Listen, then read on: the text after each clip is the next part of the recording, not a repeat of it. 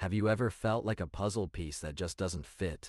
Like your quirks and flaws make you unworthy, unlovable, or invisible in this world? I want you to know that's not true. What makes you different is exactly what makes you special. You wake up every morning feeling like a square peg trying to fit into a round hole. You try to conform to the expectations of those around you, your family, friends, society at large. But no matter how hard you try, it feels like you're just one misstep away from being rejected, ridiculed, or worse. Think back to a time when someone said something that made you feel small, insignificant, or not good enough. Perhaps it was a comment about your appearance, your interests, or your accomplishments. That hurtful remark may have been meant as a joke, but it stuck with you like a splinter under your skin. As we navigate these complex emotions, it's essential to understand that you're not alone in this feeling. You're not the only one who feels like an outcast, like an oddity, or like a misfit. But here's the thing. Those feelings are often rooted in a deeper fear. The fear of being rejected, abandoned, or unloved. This is where self-acceptance comes in. Learning to love and accept yourself, flaws and all, even when no one else seems to understand you. As we navigate the complexities of life, it's easy to lose sight of ourselves in the process. We start to mold into shapes that others want us to be, rather than embracing our unique contours. People-pleasing becomes a default mode, as we constantly seek validation and approval from those around us. It's like trying to fit into a pair of shoes that are 2 sizes too small. No matter how hard you push, it just doesn't feel right. I've had conversations with people who grew up in environments where their differences were constantly pointed out, like a child with a unique learning style being told they're just not trying hard enough, or someone whose artistic expression was dismissed as not practical by family members. These experiences can leave us feeling like we're somehow broken, that our very existence is a problem to be fixed. It's like being forced into shoes that are 2 sizes too small. Every step feels like a struggle, and you start to wonder if there's something fundamentally wrong with your feet. You start comparing your behind-the-scenes moments to everyone else's highlight reels. But here's the thing, those perfect Instagram posts are just a facade. People only show you what they want you to see, not the struggles they're facing. You compare your messy kitchen to someone else's spotless one, and before you know it, you start feeling like you're failing at adulting. Imagine trying to learn a new language by only watching native speakers on TV. It's impossible, right? Yet, we try to navigate life by comparing ourselves to others.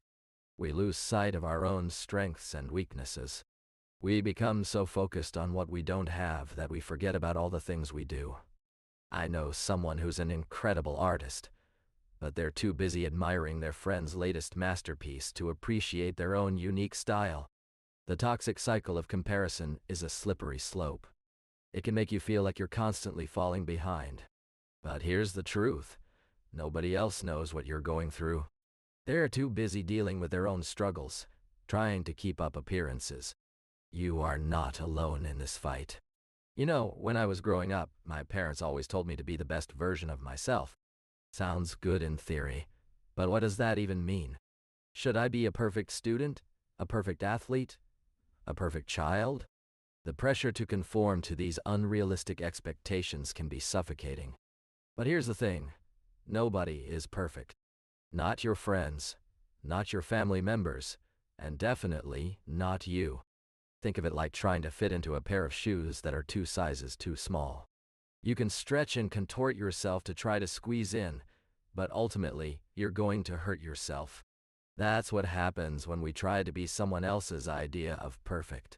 We lose ourselves in the process. So, let's talk about redefining what success means to you. What does it look like? Is it getting good grades, landing a dream job, or traveling the world? Or is it something more subtle, like having the courage to speak your mind or pursuing a passion project that brings you joy? You know the feeling when you're around others, and suddenly your entire being is tuned in to their needs. You start adjusting your thoughts, actions, and even words to fit into someone else's vision of what's acceptable. That's people-pleasing. It's like wearing a costume that doesn't quite fit. You're trying to squeeze into someone else's skin, rather than embracing the unique shape and color of yours. Think about it. Why do we engage in people-pleasing? Often it's because we're seeking validation, love, or acceptance from others. We believe that if we can just make everyone happy, they'll finally see us as worthy. But here's the thing. You are already worthy, regardless of what others think. I remember a friend who used to always put others' opinions above her own needs. She'd spend hours planning events for her friends and family, only to feel drained and resentful afterwards. It wasn't until she started setting boundaries, saying no without explanation, that she began to find the courage to prioritize her own desires. When you people please, you're essentially trading your autonomy for a temporary sense of acceptance. But when those others inevitably disappoint or let you down, who do you turn to then? Yourself. And if you've spent so much time trying to please everyone else, it can be tough to find self-worth in the midst of rejection. As we explore the complexities of self-acceptance, I want to ask you a question. Have you ever felt like a puzzle piece that just doesn't fit into the world's idea of normal? Maybe you're too quirky, or your interests don't align with what society deems cool. But here's the thing. That's not something to be fixed or changed. It's what makes you unique and beautiful. Think about it like a snowflake. No two are alike, and their imperfections are what make them breathtakingly unique. If we try to conform to societal expectations, we risk losing our sparkle. I know someone who used to feel like they were living in a constant state of performance mode. They'd wear a mask to hide their true self from the world. But what happens when you finally take off that mask and let your authentic self shine? It's liberating. The weight of expectation lifts, and you're free to be yourself, imperfectly beautiful, with all your quirks and flaws on display. As we come to the end of this journey together, I want you to remember that self-acceptance is not a destination. It's a daily practice. It's okay if some days are harder than others. You don't have to be perfect at being imperfect. Think of it like learning to ride a bike. You might fall off a few times, but with each try you get closer to balancing on two wheels.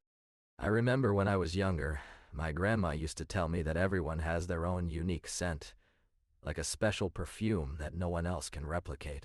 And just as our scents make us who we are, so do our quirks and flaws. They're what make us beautiful in the eyes of those who truly see us. You've made it this far, and I'm proud of you for embracing your authentic self. Keep moving forward, even when the world around you seems to be whispering doubts in your ear. You are enough, not because you fit someone else's idea of perfection, but because you exist as a beautiful, messy, magnificent human being. As you close this chapter, remember that self-acceptance is a journey, not a destination. It's okay to stumble, to question yourself, and to seek help along the way. Your uniqueness is not something to be ashamed of. It's what makes you resilient, creative, and strong. You've made it through every difficult moment so far, and that's because of your inherent worth. Don't let anyone, including yourself, convince you otherwise. You are enough exactly as you are today, in this moment. And when the darkness creeps in, know that there's a whole community out here who understands what it means to feel like you don't belong.